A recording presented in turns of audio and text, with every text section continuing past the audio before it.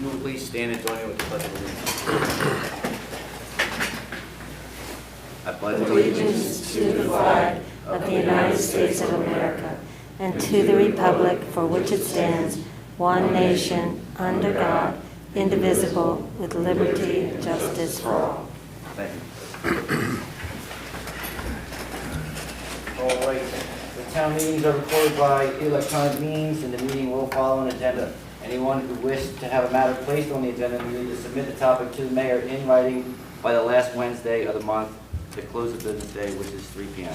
These items will be reviewed for approval.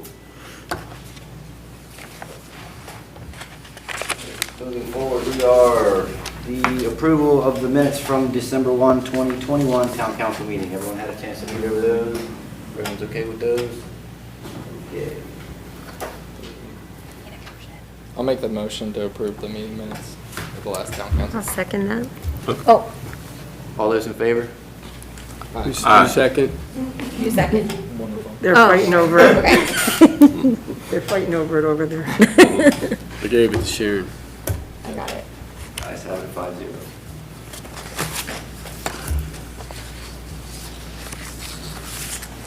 Okay, moving on, we'll jump right into the mayor's report. Both myself, Councilperson Hoffman, and Councilperson Ribbon Lindemann met with our Commissioner, Eric Boucher. It was a virtual meeting. He was feeling a little under the weather. We were talking about some possible funding for the town of New Windsor for some of these infrastructure projects that we have lined up and going to need here in the future.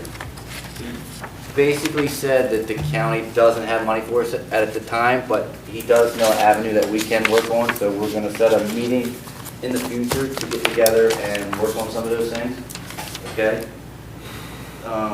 I did meet with Delegate Shoemaker a week and a half ago.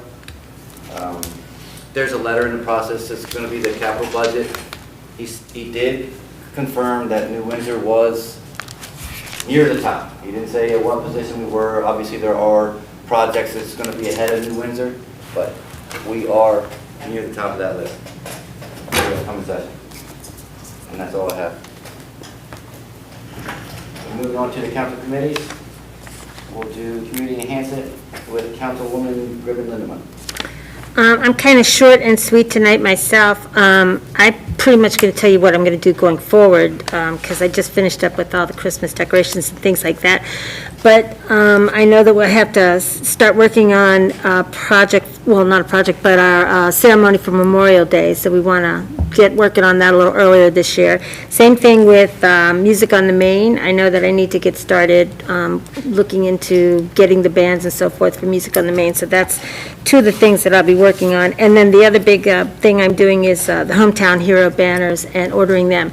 So if anybody's out there and still would like a Hometown Hero banner, that's an ongoing thing. But if you know right now that you want one, I'm getting ready to order some. So this would be a great time to put in your information if you have some. And that's all I have. You have the paper waiting. I do not have the papers. I think you have to contact the, oh, there she is. I have them. Thank you, Sharon. Sure. Moving on to Public Works with Councilman Hoffman. Hi, good evening, everyone. Good evening. The Public Works crew has been doing some winter maintenance type projects. They did go around and clean out the storm drains, preparing for any storms that we might have.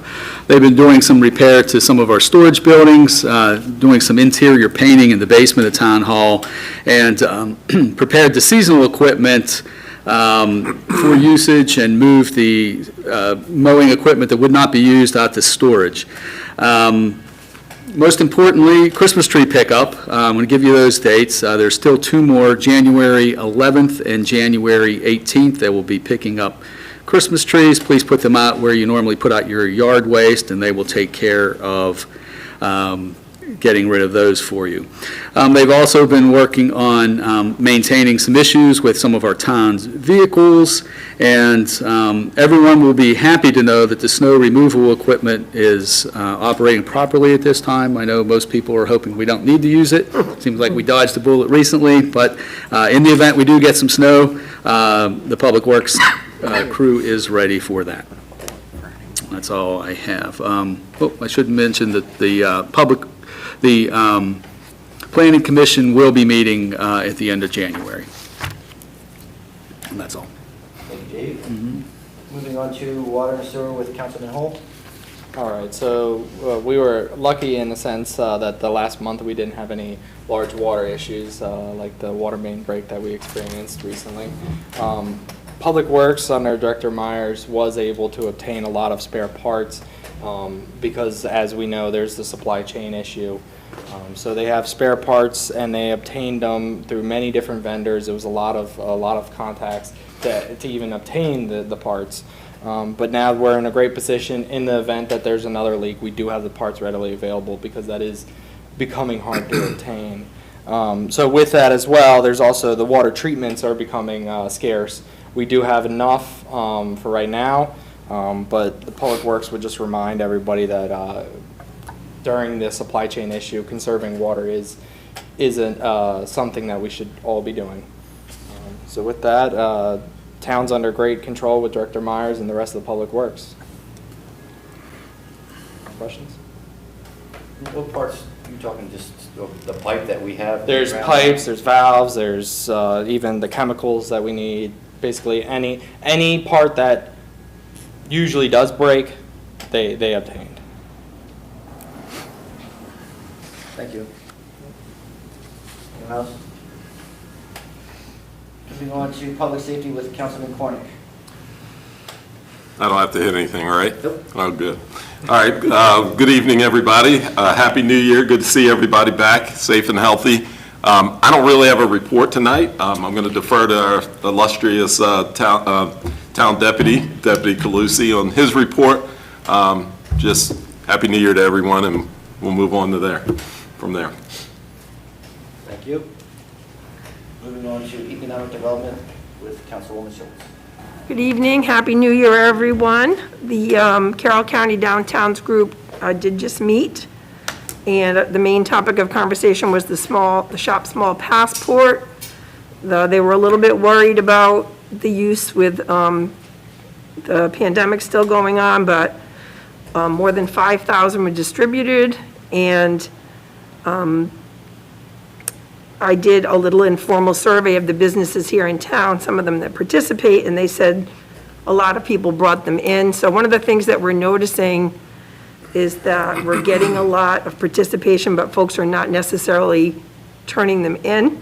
And we think that's because there's not enough time. It's only a little bit more than a week. So one of the things the group talked about was extending it from Small Business Saturday, which is always the Saturday after Thanksgiving, further into December to give people more time to shop small, which is the point of the passport. So it's going to be an ongoing discussion, but I think that's where we're going to go with. Just kind of a reminder related to shopping small. One of the things that we know is that small businesses, small restaurants, small retail establishments, this is a really slow time of year for them. So if you can support our local businesses or any small local business in Carroll County, that this is a really good time to do that. I think that's the only stuff that I wanted to tell you about.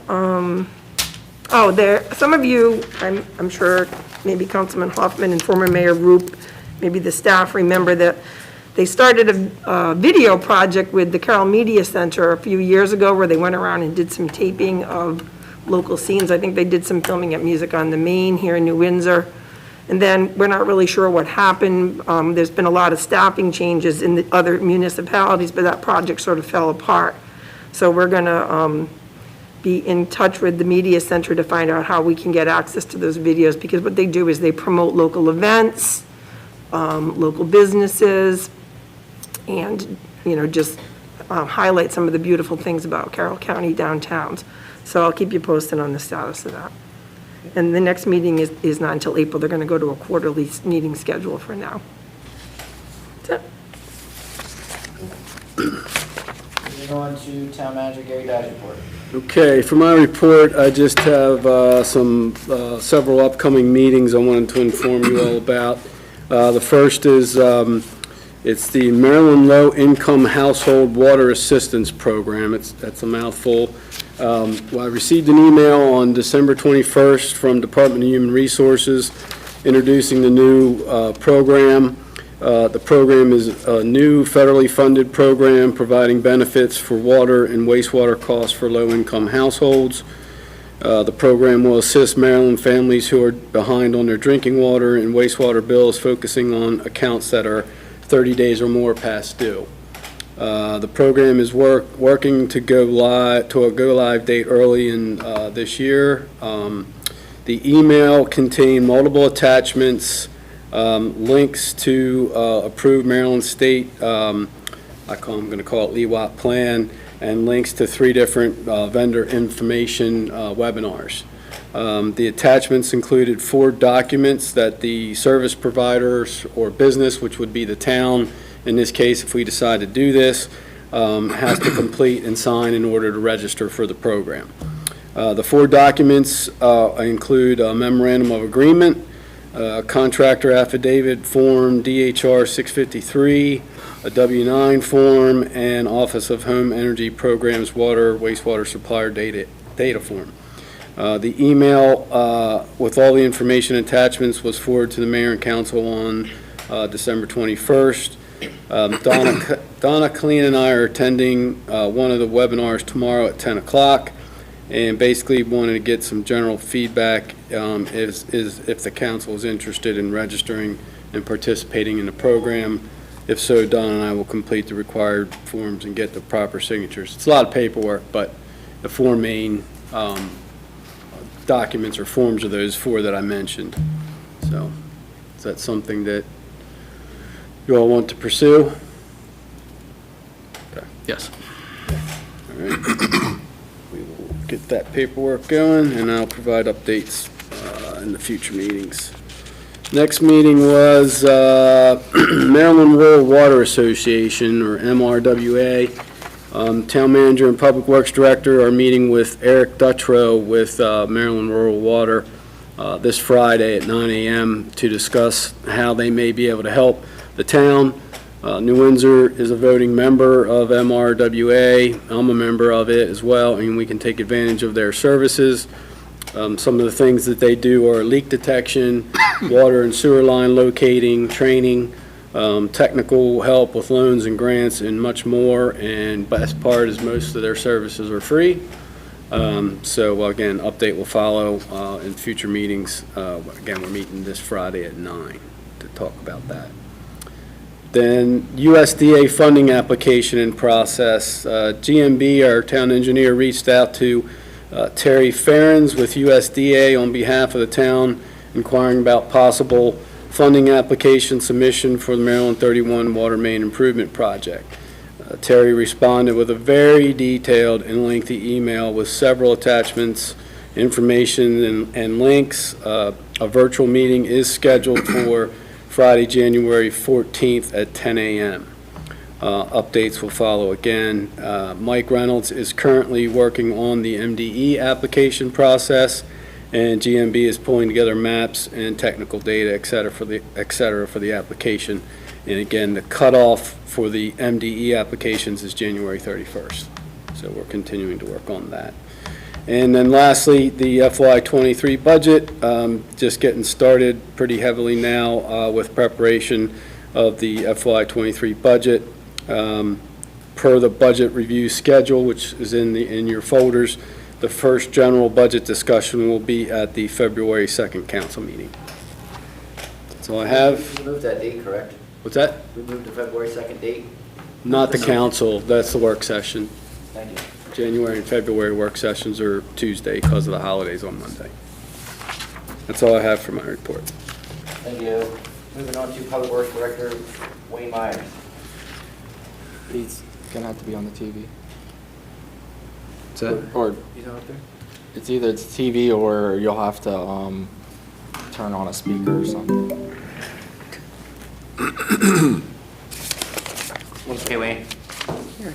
Good afternoon, everyone. I just wanted to update everybody and add to a little bit of what Councilman Hall was talking about with the supply chain issues.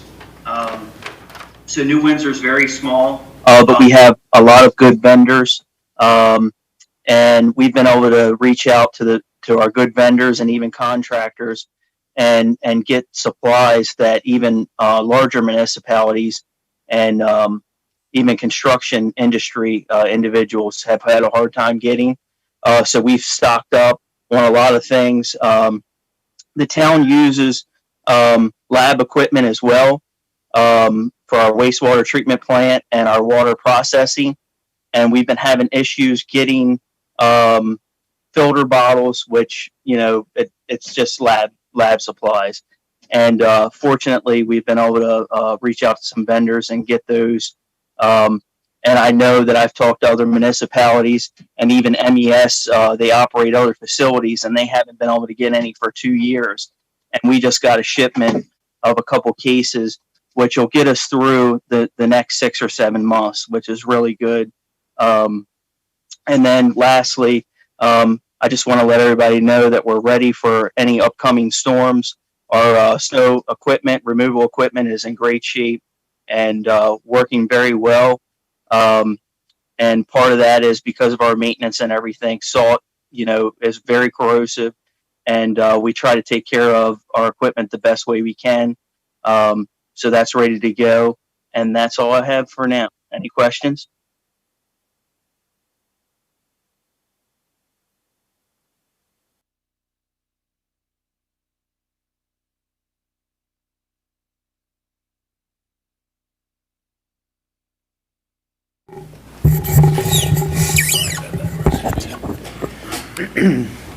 The Sheriff's Office, between the dates of December 1st to December 31st, responded to 53 calls for service within the town limits. Out of those calls for service, only 3 required reports, which were the following.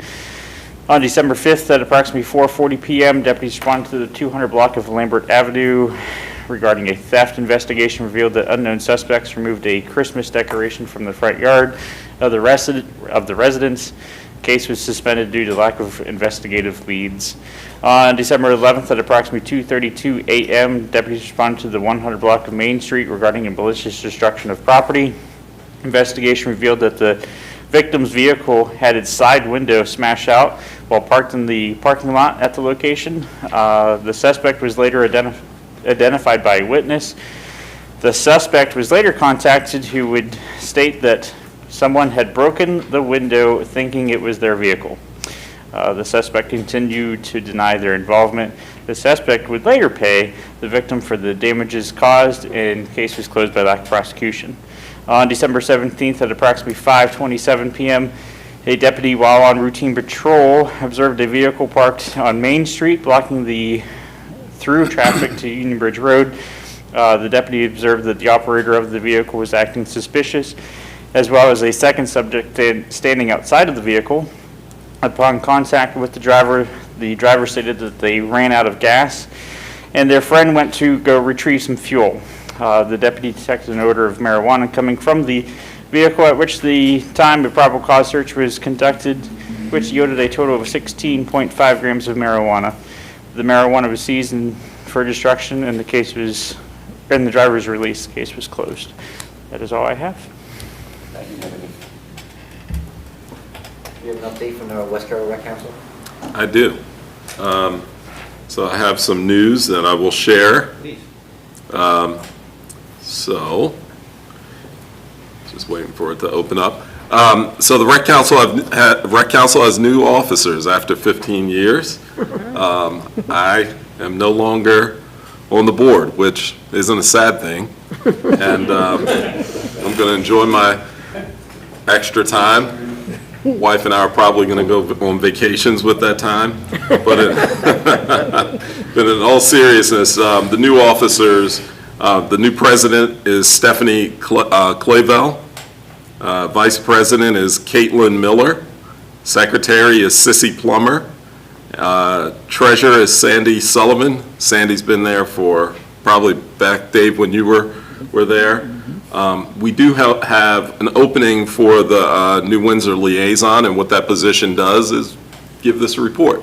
So you kind of work with the council and then, or with the Rec Council, and then report anything to the town of New Windsor. So we have that position open, and we also have the Tawny Town Liaison that's open. And we actually have a Union Bridge Liaison, so that's Jenny Hobbs. So I don't know if anybody can see how obvious this is, but they kicked the guys out, and all the ladies said, we'll step up and do it right. So that's what it looks like is happening there. But I would say we could probably maybe, or I don't know that we really need to have it on the agenda, because I've mentioned it to him several times about attending. So we can leave it there if you want, but I won't have any input from the rec council there because I won't be attending the meetings. But Well, if they get a liaison, then, yeah, they can maybe. you know what? Let's just leave it. Someone emails. Yeah, I might get roped back into it later. So is that all right? Okay. That's all I have. Thank you. Do we have a fire chief report? I thought he was going to be here. Do we have a treasury report? Yeah. Yep. That would be me. So for Donna's report, she has, at the December special work session, the town council gave a unanimous consensus to pay off the existing 4 water loans. The 3 MDE loans were wired payment on December 28th of 21. The College Blue Ridge loan was wired payment, and that was done on December 20th, 2001. Town Attorney Ostrander, Town Manager Dye, and Town Clerk will resume reviewing the town code on Thursday, January 13th of 2022. Marylanders are more fortunate than ever to have information and resources related to mental health, substance abuse, food insecurity, domestic violence, and more. Visit 211md.org.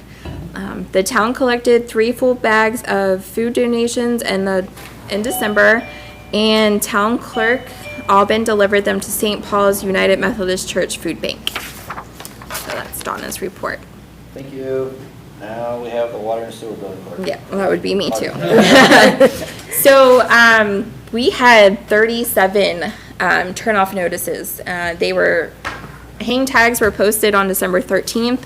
However, no properties were turned off. The Public Works just finished reading meters, so I'm going to start working on bills. I hope to have them mailed out by Monday. So if you don't get them by next Friday, call me and let me know. But that's all I got. Thank you. Okay.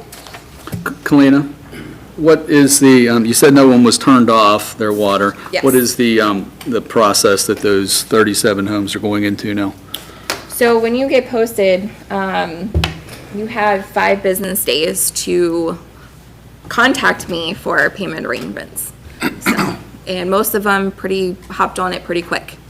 There's a couple people that I'm working with that are struggling. They are actually in contact with Human Services in Carroll County. So, and they are helping them as well. So. Okay, thank you. But all 37 have been, there hasn't been anybody that has. Correct. Yep. We don't have to turn them off. Yep.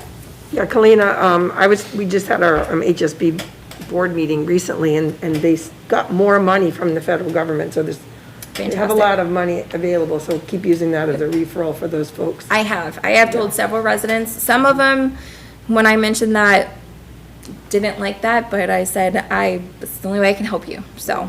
Right. Great, thank you. Thank you. Moving forward to the code enforcement officer report. Nicole is out of town. She's not here. Okay. Do we have a lead high update? Moving on to new business, we have the award of Bower Sox Farm agricultural land lease. That's back to me.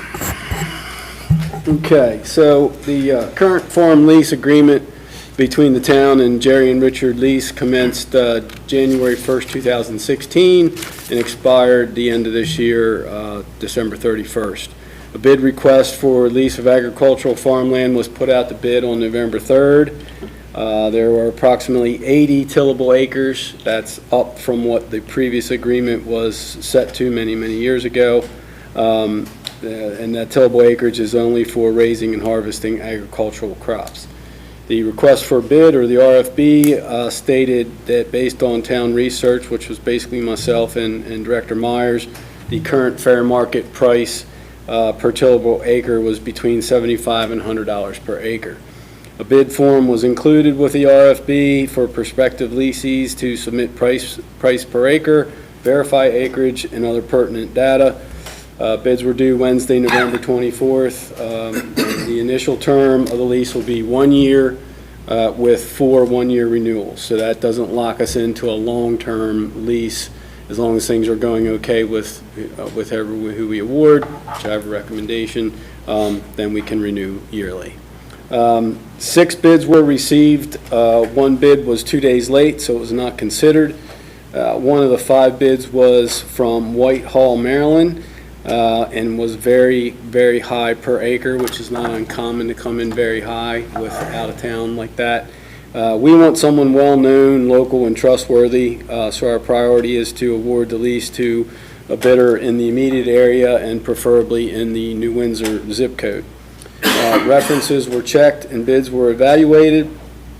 Memorandum of understanding was developed for each potential leasee, and we contacted the top 4 potential lessees, 3 in New Windsor and 1 in Westminster, and scheduled site visits at the Bower Sox Farm to see the property firsthand and discuss the specifics and agreements to the MOU in general.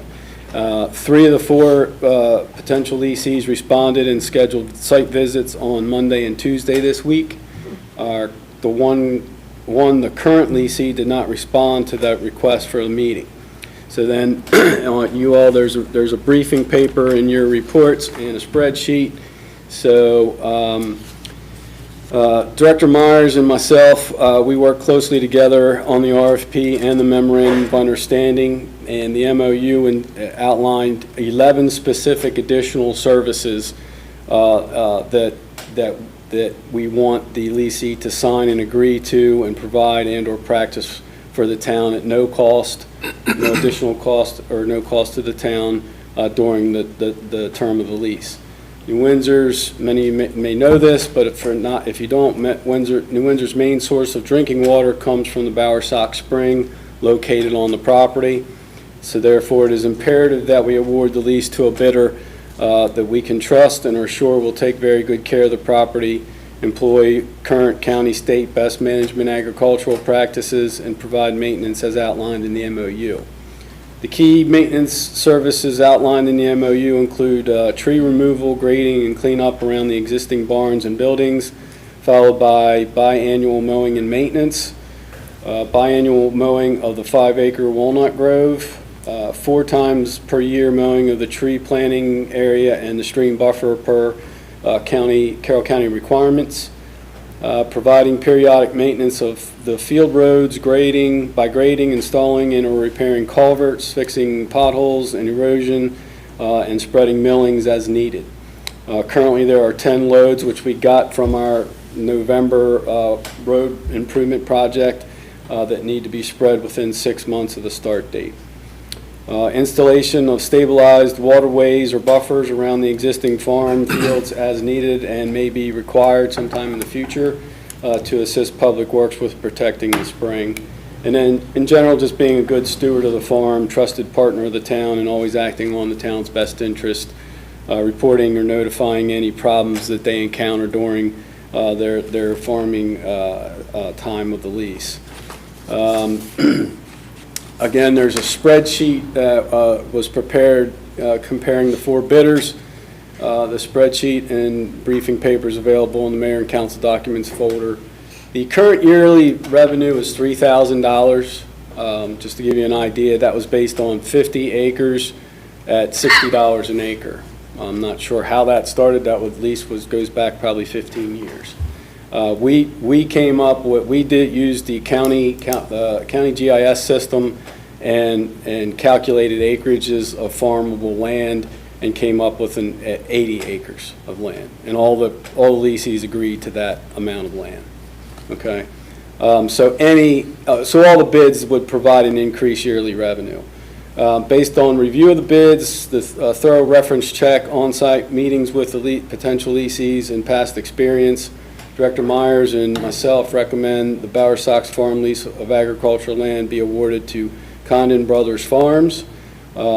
There's only, if you look at the comparison that's highlighted on the top three, there's only a $1,600 a year difference between the high and low of the three bids being considered, which is Condon Brothers Farms, Sycamore Valley Farms, and Green Valley Farm.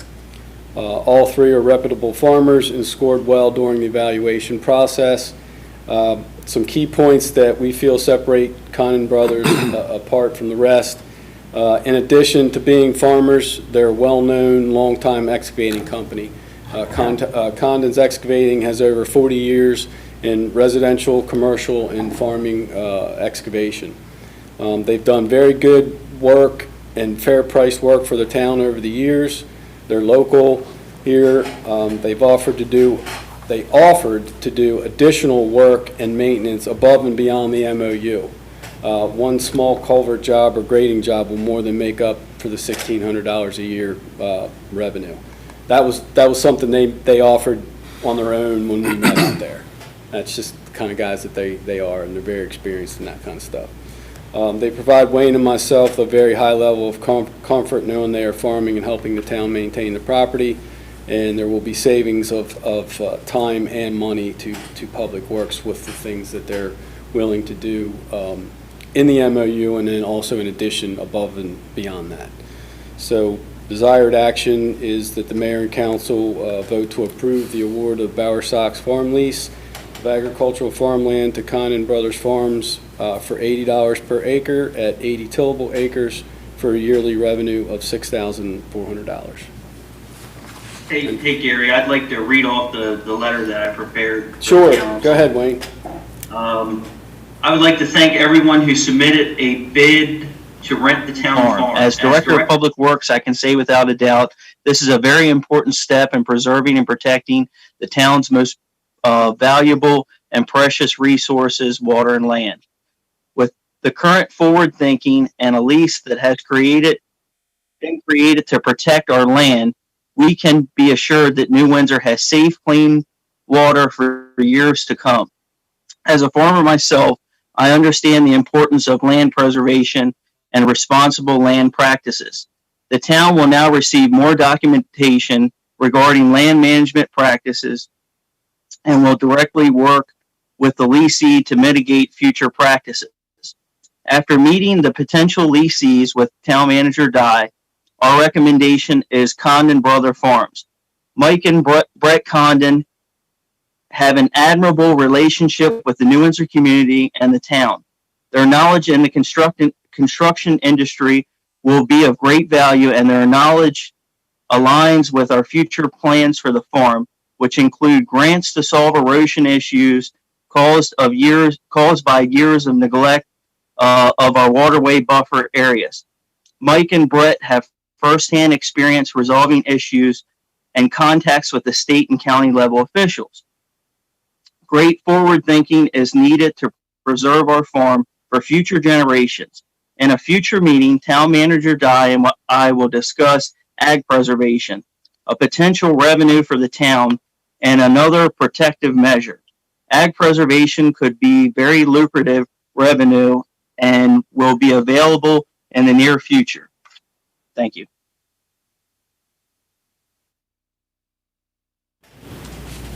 Anybody have any questions? No questions? So you need a motion that basically Yes, restates please. what you just said? Yes. Do I have to say the You whole want me to- thing, you or want me can to I read just it say? again? Yeah. Okay, so I'm looking for the mayor and council, a motion to approve the award of the Bower Sox farm lease of agricultural farmland to Condon Brothers Farms for $80 per acre at 80 tillable acres for a yearly revenue of $6,400. I'll make that motion. Thank you. I'll second it. All those in favor? Aye. Aye.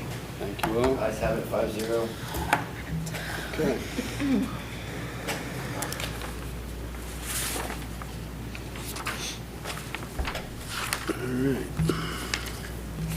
Guess Okay, I'm questions still or up. concerns with that?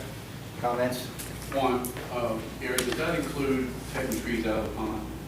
Or could? Taking trees out of the pond?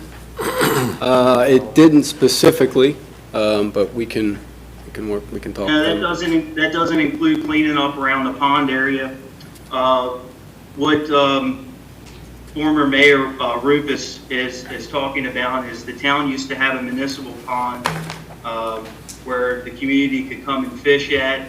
It's over the years became kind of overgrown. I'm sure the Condon brothers would assist us with moving some of the trees and cleaning that back up and getting that back in shape.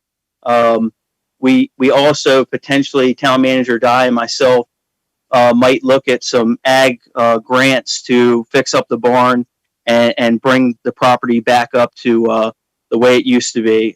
It's a very important area. I think it's one of the most precious areas that we have.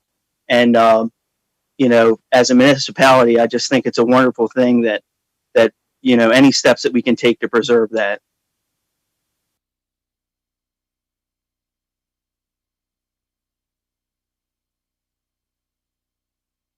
Okay, I'm still here, still up. Okay, the Department of Natural Resources, Board of Public Works at their December 15th meeting approved project open space funding for 2 projects in New Windsor.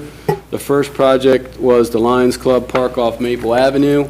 The funding was $41,940 for replacing existing benches, construction of a retaining wall behind the building, and grading to help with erosion. The second project was 201 Main Street Park Phase 2. The funding was $47,250 for installing new pavilion, sitting wall, storage building, shed, and signage. Lehigh Cement Company has graciously stepped up and is paying for the sitting wall and lettering. Lehigh is working directly with Douglas Lawn and Landscaping, who did the construction installation of the park, in terms of invoicing and paying for the sitting wall and lettering directly. Douglas Lawn and Landscape has ordered the block for the wall and provided samples of the wall and lettering, which is available here tonight to your, in the corner here. And so we're looking to the council to review and provide direction. You have in front of you samples of option 1, option 2. And we also need to confirm the specific verbiage on the sign. You know, right now, it's basically Town of New Windsor, Main Street Park. One suggestion by Donna was we may want to put the address 201 Main Street Park because we have 2 Main Street Parks, technically. So if we have an event and we're advertising and we say it's at Main Street Park, it could be 2 different locations. Is there no one in town that we could dedicate the park to and just have that put on there, dedicate the park to someone?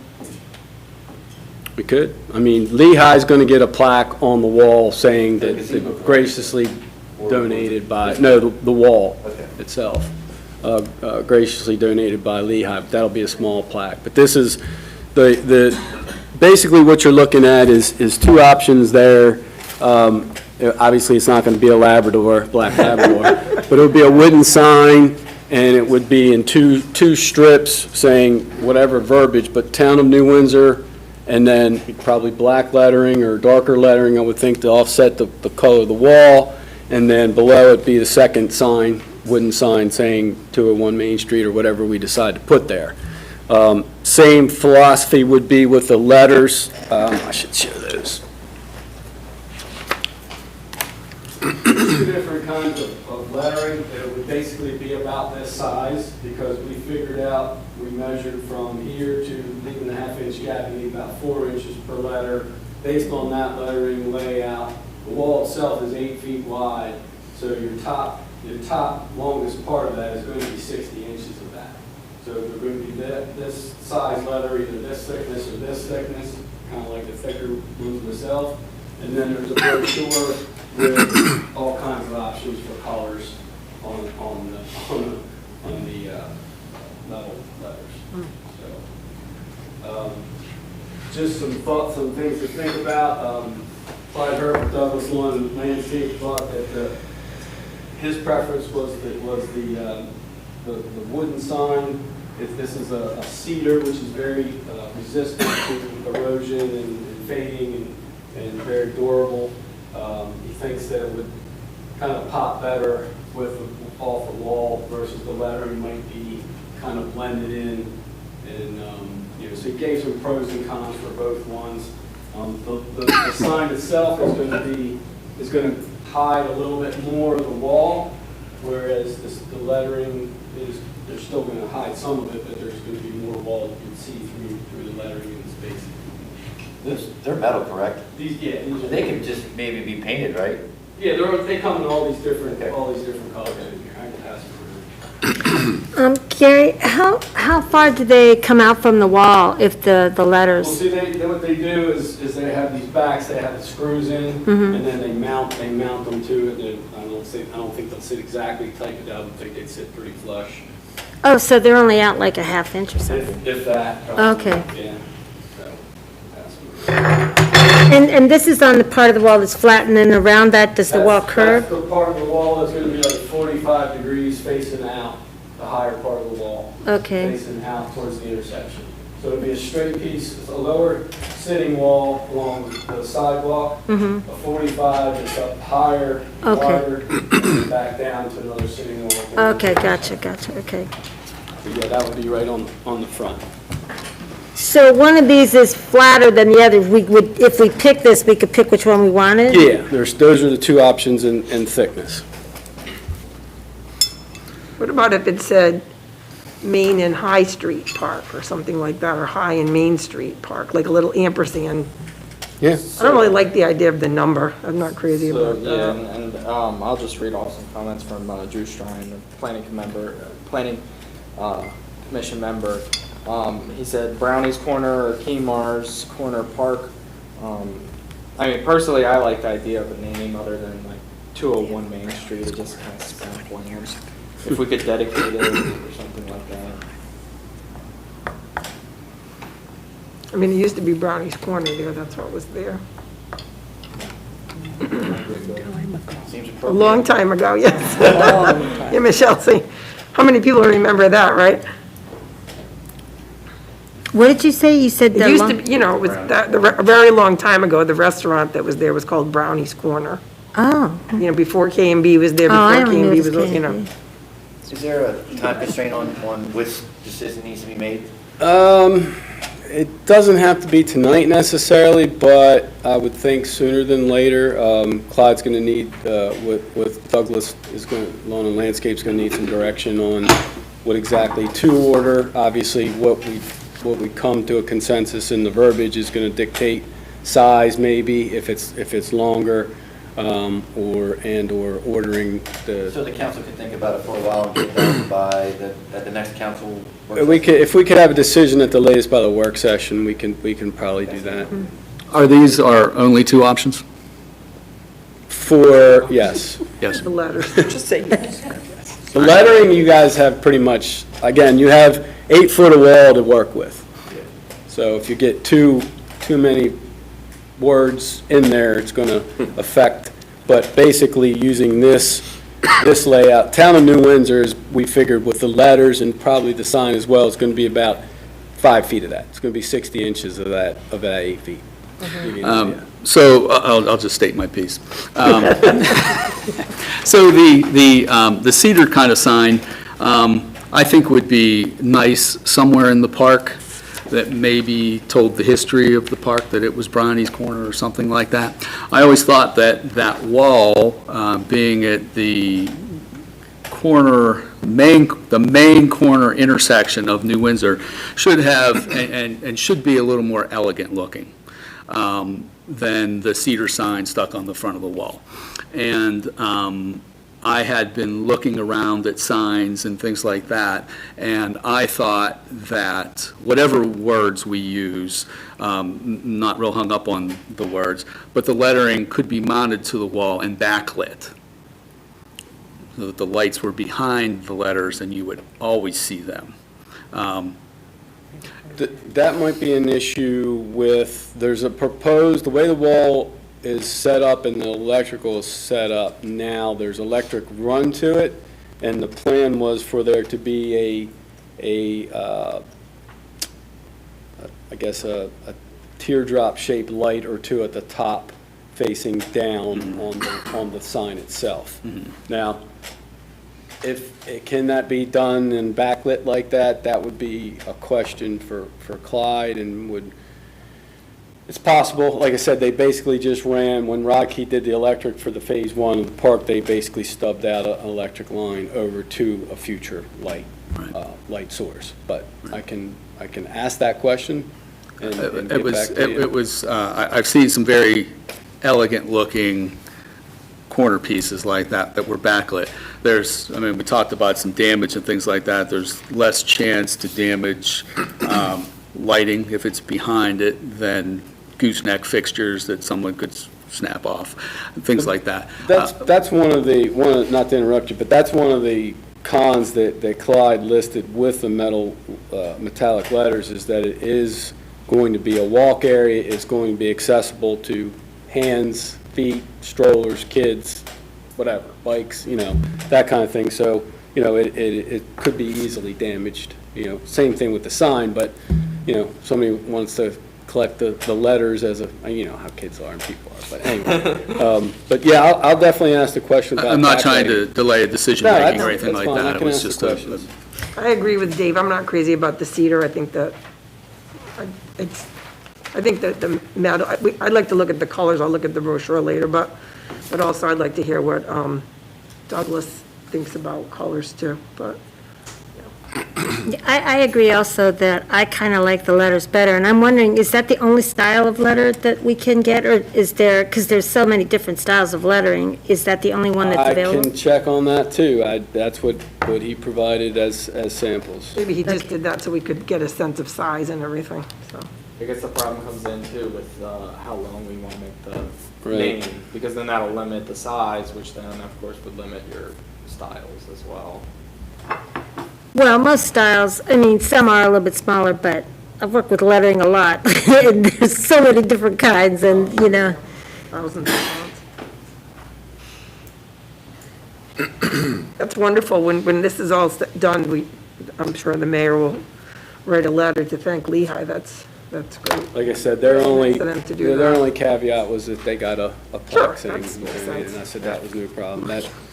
That was, the wall and the lettering is, from my recollections, about 23,000, 25,000. Wow. So. They've been good neighbors, that's for sure. All right, well, I will, if you guys think of any other questions or that, email me.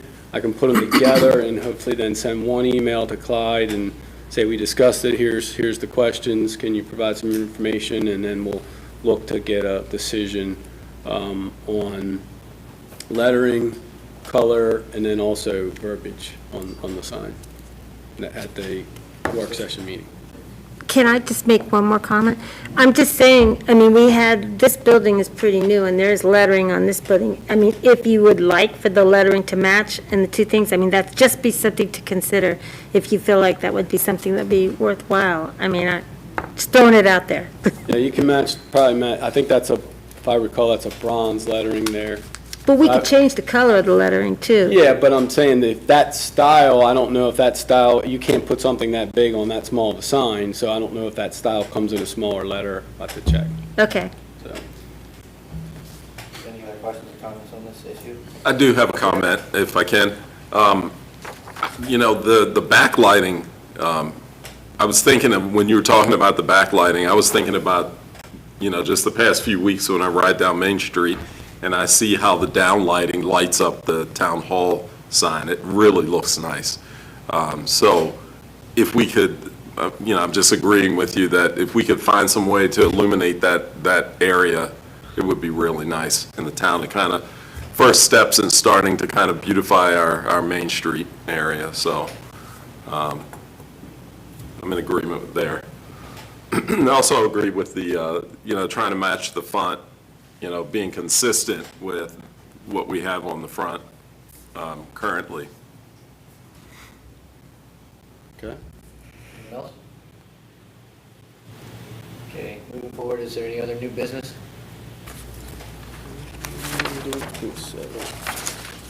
Okay, new business area, and we're going to move on to old business, and we have the Ethics Committee nomination of 2 members. And I have giving you guys a couple of people I know that were interested in possibly looking to join the Ethics Commission. If you guys want to take a moment and read over them, or you already know the people that I gave you. Mayor, I'm going to ask if we can push this back, because maybe I was confused, but I was under the impression that you were going to send us a list ahead of time to consider. Right. Well, I hadn't gotten their bios in time, so I was just going to wait. Yeah, and I understand that. What do you think, the work session then? I don't know. It's up to everybody. That decision can be up to everybody. I think, depends on how busy the work session is. Right. Couple of reasons. One is, I would have liked to have looked at this ahead of time. And second is, I also know of two other people. I know one of them contacted me, and I said I was waiting for you to send the list out, and then I was going to have them send their bios to everybody. So, how busy is the work session? Do we need to move it to February instead? I would sooner get it done at the work session, because once you get into February, then you're on budget. Okay. Both for council and work session, you'll be on the budget schedule every meeting for February, March, and April. Okay. And then the other question I have is, has anyone contacted Mrs. Coe to make sure that she's still willing to be the chair? I've called her phone a couple times and haven't gotten a hold of her. I've tried. Okay, so, yeah, because we need to make sure, because if she's not, then we're going to have to have three people. So I actually live right next door to her, so I'll just walk over and ask her, and I'll email you. All right, so we want this on the work session for January.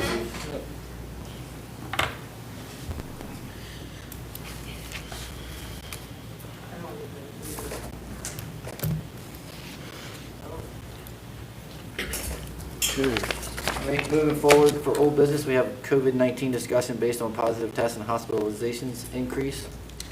Okay, well, as I'm sure you're all aware of all the news. I, fortunately or unfortunately, however you want to look at it, get emails on a daily basis from the governor's office with what's going on. He's been quite busy. Kim's familiar with what's going on as well with her job. But, you know, with the rising increase in the positive tests and the hospitalizations and the presence of the Omicron variant and the Delta variant, I thought it was a good time to discuss a plan for town hall and, protection of the staff, the residents, the elected officials, moving forward.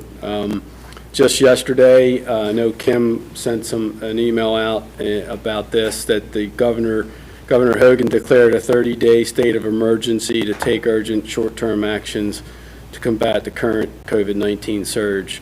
Maryland hit a record high 3,057 COVID-19 hospitalizations, which is an increase of more than 500% since I believe that was in 6 months. No, weeks, sorry about that. Among other things, the governor reported yesterday that face coverings are now required in state government buildings in Maryland. Carroll County government followed suit and has gone to virtual meetings for the month of January at least. Just a lot of stuff going on. We have 8 staff here at Town Hall. We have 6 full-time and 2 part-time. 2 of the 8 staff have recently tested positive, and 2 others were out waiting on test results, which ended up being negative, which was fortunate. I've established a standard operating procedure, or SOP as they call them, for staff related to COVID, and we'll be discussing that at a staff meeting this Friday. 2 things I'd like to get some feedback from the council on. First is allowing administrative leave or special leave, COVID leave, whatever you want to call it, for staff who are required to quarantine due to COVID or taking care of a family member who is recovering from COVID. One example would be, a percentage split, 75 town pay, 25% employee pay, or a 50-50 split. Another option would be so many days, so many leave days extra designated or specific for COVID. I reached out to all the town, other town managers or equivalent positions, heard back from 4. All 4 so far are providing some kind of special type leave so far. Still waiting to hear back from, I guess it would be 3 or 4 left yet, but, that's just something to consider. The second is that Carroll County Health Department is currently distributing at-home test kits through county libraries once a week. I've been in contact with Maggie Kuntz at the Health Department. She provided some information, which again is available in your folder, and I can, if any of the public would like a copy of this, we can make a copy or email it to you. It's 11 pages.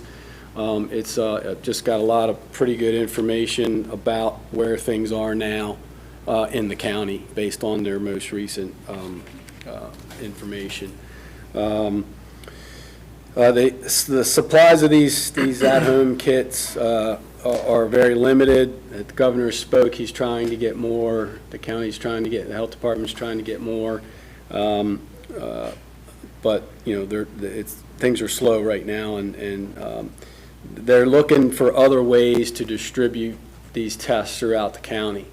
And one thing they're looking into is they're checking to see if municipal offices would be willing to give out test kits to residents in the area. It could be lots of kits, therefore a plan for distribution so we don't get overwhelmed is needed among other considerations. The more I think about this, I'm not a fan, honestly, I have to be honest. You're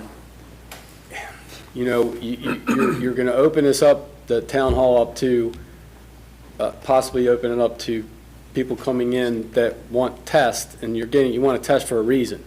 You're either sick or you think you're sick.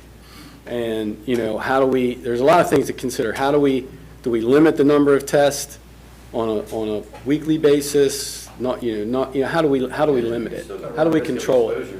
And if somebody comes in, if we do this, somebody comes in and they pick up a test, they go home and test and they're positive, are they going to pick up the phone and call us and tell us, hey, I tested positive, I was in town hall today, that's part of what we want to talk about here tonight in general is, what do we want to do with the building, with meetings, with public meetings, with requiring masks, with staff meetings and things like that. I can control that a little easier internally here by limiting the number of people and or doing virtual meetings with that kind of thing.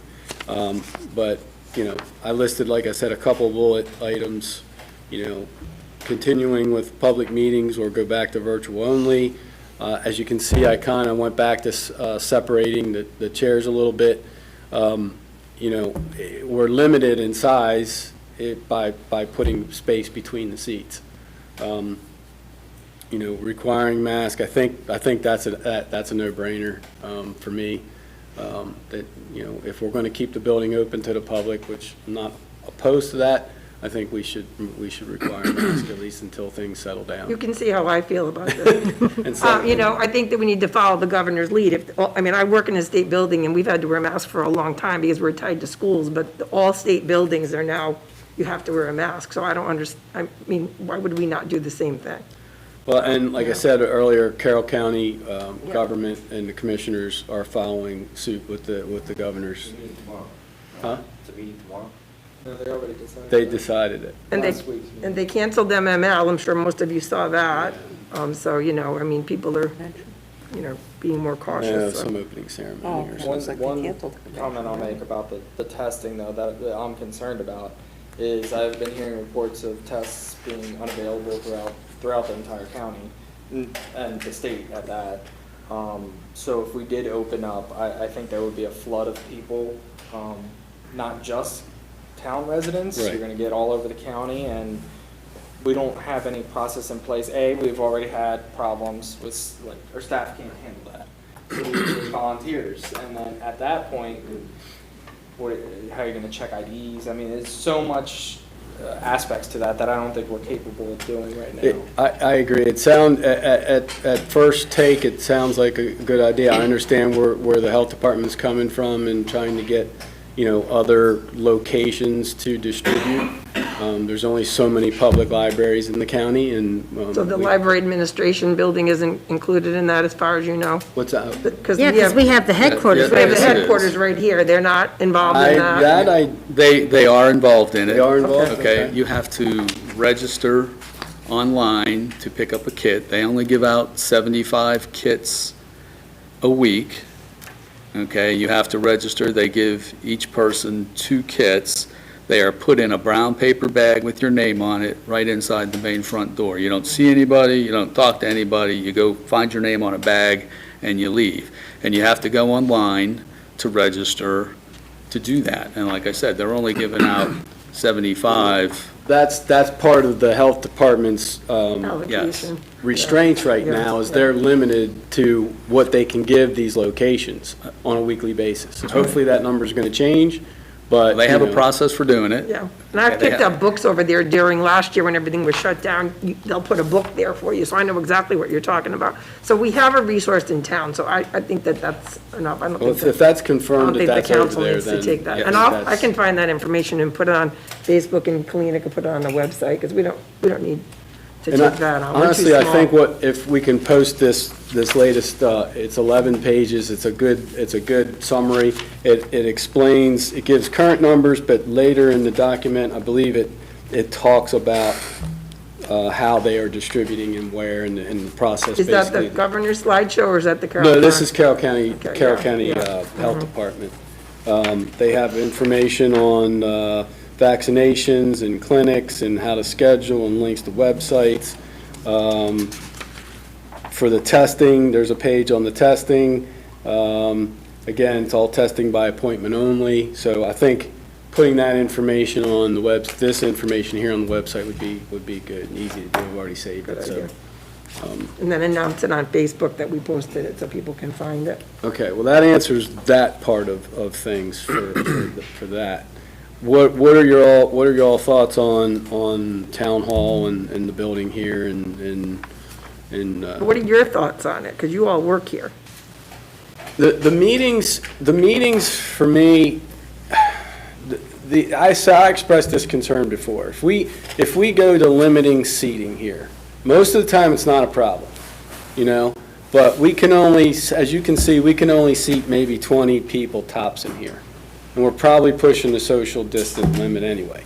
So if you're going to open it to the public and try to provide spacing, and for some reason we have a hot topic or a busy meeting and we got 20 seats available and somebody shows up and they're 21, it's not really fair to not let the person in, but you're trying to establish a protocol or a process with what's going on. For me, I mean, the internal part of the building and requiring masks, and I think we can control that fairly well. I don't think off the top of my head, we have to go to closing the building like we did for a short period when it first started. But I think requiring masks and keeping the public in and out of just this front part is relatively safe. Kalina, chime in. You're the front lines here, so. I mean, to be honest with you, none of this bothers me, but whatever we want to do. Okay. In terms of the meetings, I can go either way with the meetings. I mean, with budget coming up, it's kind of better to be here in person, for me personally. But we could also just, limit it to the staff and then have the public option be virtual. So It sounds like you're recommending that we, as long as things don't get worse, we continue to meet in person with safety protocols in place. But for the public part, we limit that to virtual, because it isn't easy to limit the number of people in the room.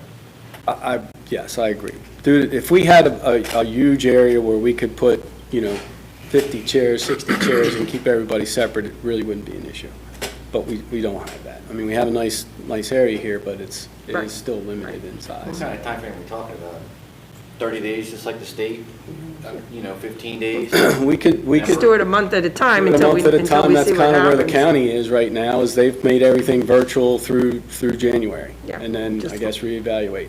One thing I did hear the governor say a couple times is, that the next 4 to 6 weeks, he believes, are going to be critical and be hopefully the worst of it, and then, He's doing we've another. heard that before, and. Yeah, well, he's doing another update at 2 o'clock Yeah, tomorrow. If tomorrow, anybody right. wants to see it, it's Yeah. on YouTube and Facebook Live every time he does it, so. Yeah. I would support that. I don't know, do we need a motion for that? Or do, I think probably would be good to have one. I don't think you need a motion. No, It never just make hurts it to good. have a motion. I'll make a motion that for at least the next month, the council's meetings are in person, but with safety protocols in place, and that the public participation is virtual. Which would be the next 2 meetings, the January work session and the And February regular council meeting. meeting. With the reevaluation. With the reevaluation at the February council meeting. I'll second. You two stop it. So, I'll give this I'll one to give that you. one to Kevin. She goes, I do have a Ding, ding, ding. Before we vote, we'll have the So rest. I just want to make a comment, and I think our issues are resolved. Because we'll still be in here, I believe we'll still have CMC support. So I don't think that, for the most part, we won't have audio issues, because my only concern is that if the public wanted to make a comment, they could still readily be able to. It seems like the TV's been working fine, so I'm for it. I just want to make sure that, and I could reach out to CMC tomorrow and just make sure that everything for the public will still be accessible, so we won't be limiting any interaction at all. Right. That'd be great. Okay, so all those in favor? okay. Ayes have it, 5-0.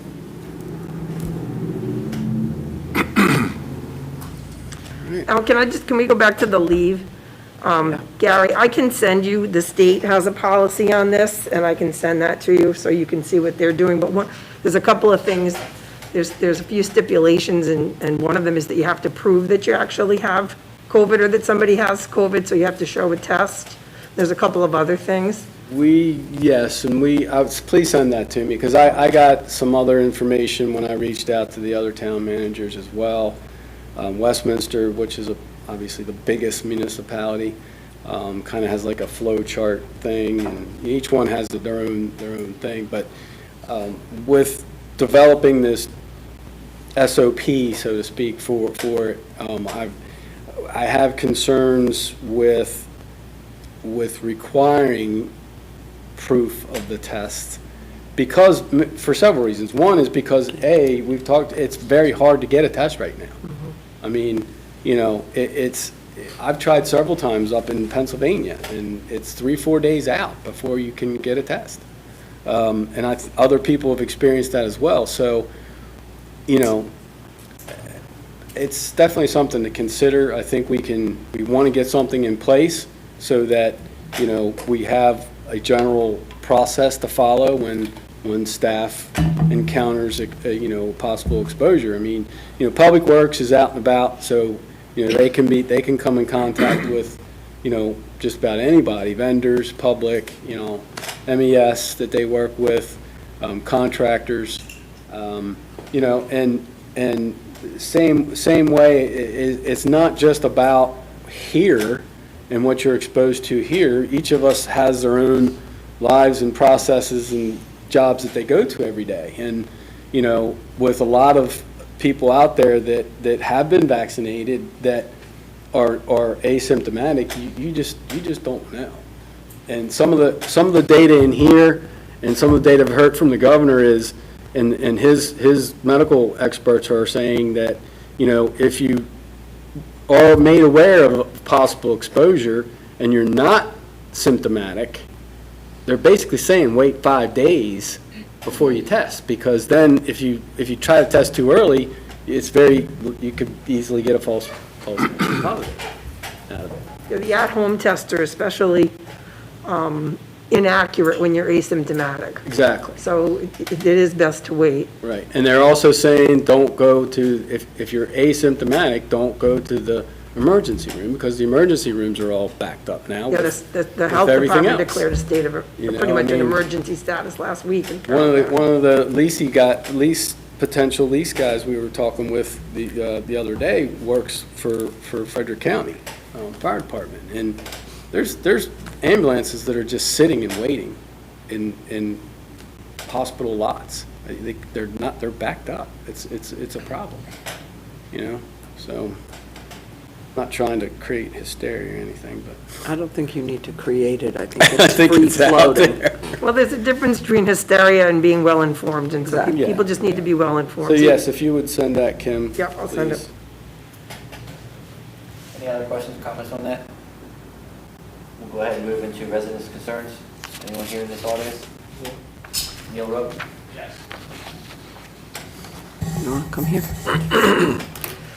Neil Rupp, 412 Church Street, Mayor, Council, thank you. I'm really here on behalf of Darlene and Lynn Laxton. They're Darlene's husband, Wayne, who was on the town council, passed away a few years ago.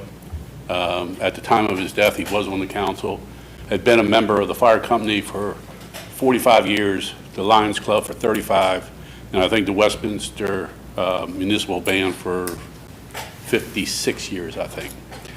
So when he passed away, in the obituary was to make donations to the band or the fire department. And there was quite a bit of money brought in to the fire department in his name. Ronnie Blackston, who was like a twin brother to Wayne, also a former council member, he and I have been trying to think of something at the fire hall to erect, purchase in his honor, his memory, and we never could really come up with anything. And then about 3 or 4 years ago, when we started talking about the park up here on 201 Main Street, I said maybe we could incorporate something in there. If possible, agreeable, maybe a bench. I don't know whether you have room for another bench.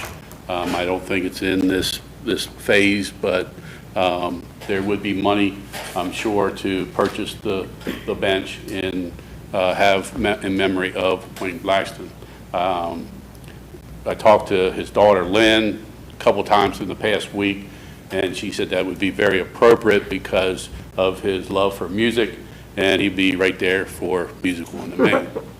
So also what he meant to this town, I can't really go into words, but your consideration of that would be greatly appreciated.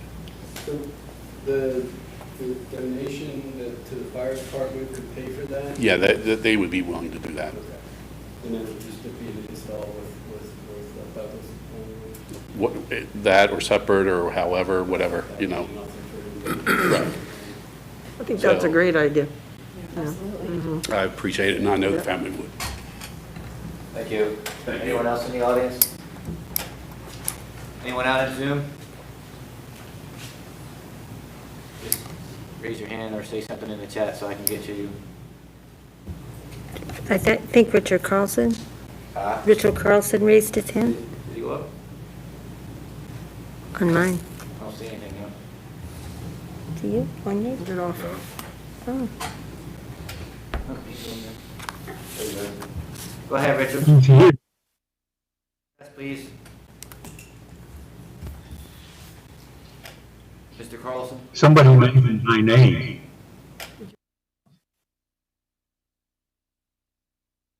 Nope.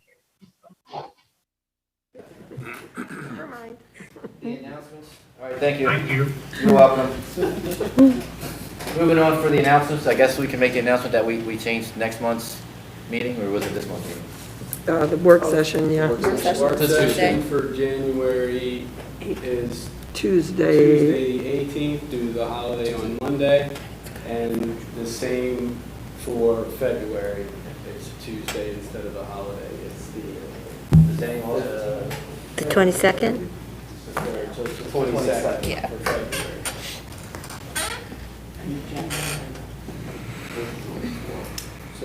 Yeah, Yes. in January. And February council meeting. Will be virtual.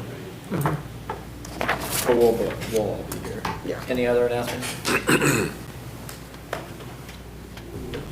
Okay, moving on towards adjournment. I'll make my motion. I'll second that. All those in favor? Aye. Ayes have it, 5-0. Good night, everybody. Good night, everyone.